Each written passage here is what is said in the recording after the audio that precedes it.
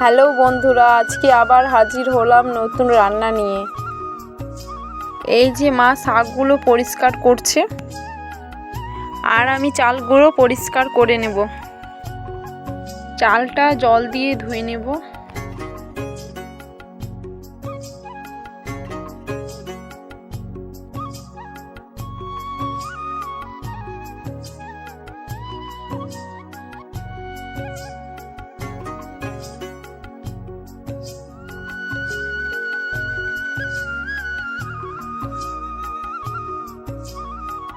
শাকগুলো পরিষ্কার করা হয়ে গেছে। এগুলো হচ্ছে কমলি শাক, যা সহজেই বাজারে পাওয়া যায়।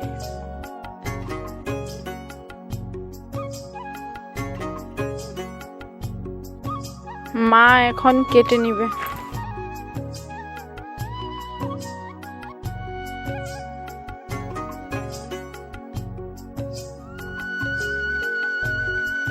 শাকগুলো কাটা হয়ে গেছে।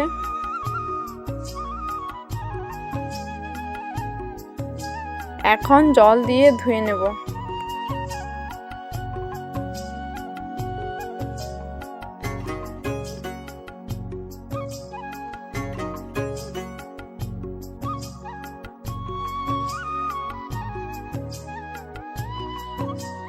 এখন কড়াতে দিয়ে দিব, সিদ্ধ হবে।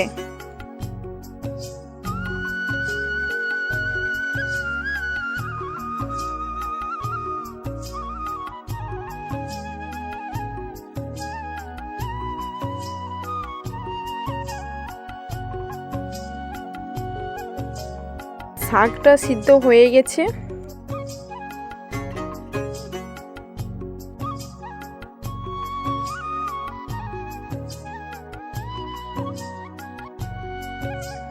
এরপর একটু তেল, একটা শুকনো লঙ্কা আর একটু রসুন দিয়ে শাকগুলো ভালো করে ভেজে নেব।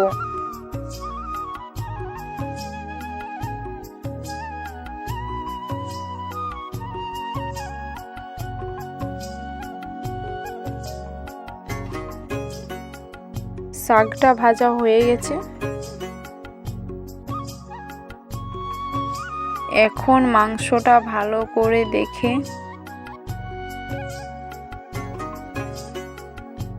বড় পিসগুলো কেটে নেব।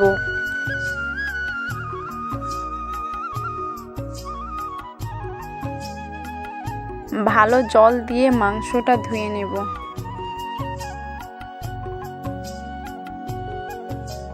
ধোয়া হয়ে গেছে। এখন মাংসতে একটু নেব, স্বাদ মতো নুন আর একটু হলুদ দিয়ে মাংসটা ভালো করে মাখিয়ে রেখে দেব।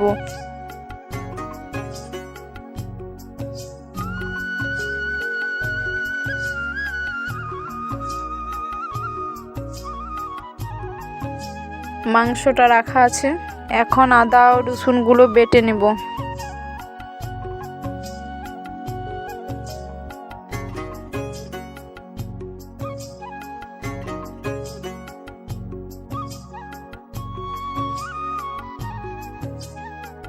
এখন কড়াতে তেল দিয়ে দেব।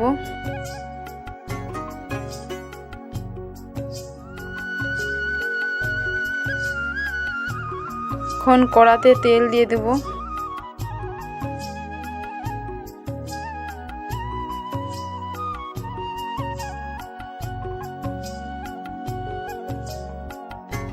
এখন পেঁয়াজগুলো কেটে নেব।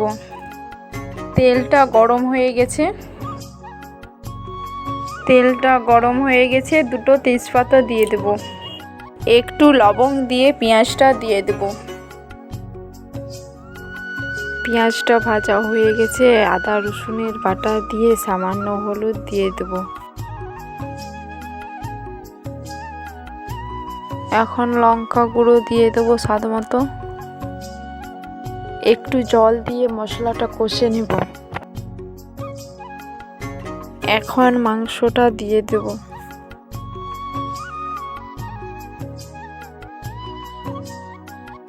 তার সাথে আলু দিয়ে দেব।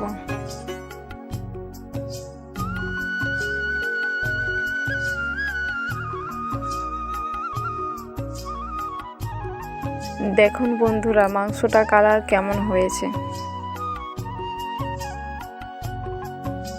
এখন ধনেপাতা দিয়ে দেব।